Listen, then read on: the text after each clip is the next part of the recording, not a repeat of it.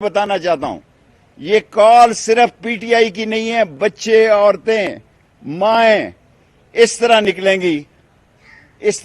گی کہ لوگوں نے کبھی تصور میں اتنا بڑا عوام کا سمندر نہیں دیکھا ہوگا.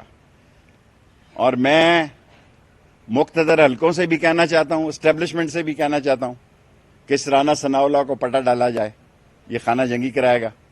اور یہ جتنے لوگ انہوں نے چھوڑے ہیں، خاص طور پر ایفیڈرین والے اور ڈرگ مافیا والے، اور بغیر کابینہ کی منظوری کے رات اور رول بدل کے، اور جس قسم کی جس آدمی نے ایف آئی اے میں ان کے خلاف انویسٹیگیشن کی ہے اس کو انہوں نے ٹرانسفر کر دیا. ہر اس آدمی کو انہوں نے ٹرانسفر کر دیا ہے جنہوں نے ان کی انویسٹیگیشن کی تھی، کیونکہ یہ اس ملک میں دوبارہ لوٹ مار کا بازار چاہتے ہیں. وہ دور ختم ہو گیا ہے.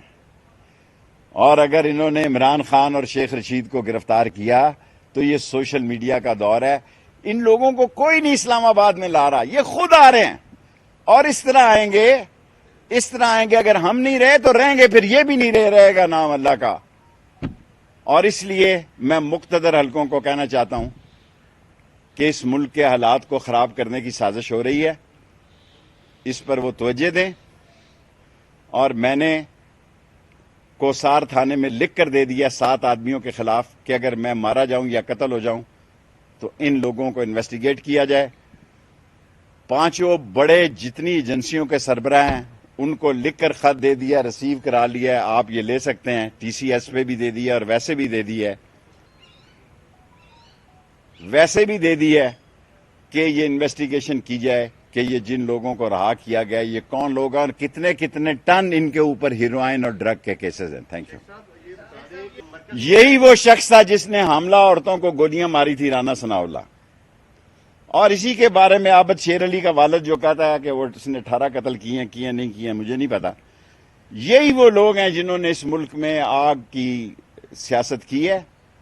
عمران خان امن کی سیاست کر رہا ہے، ہم امن سے آئیں گے. جس دن وہ کال دے گا میں یقین دلاتا ہوں کہ انشاءاللہ راولپنڈی ایسا تاریخی نکلے گا اور چاند رات کو بھی لوگ جھنڈے لے کے نکلیں گے.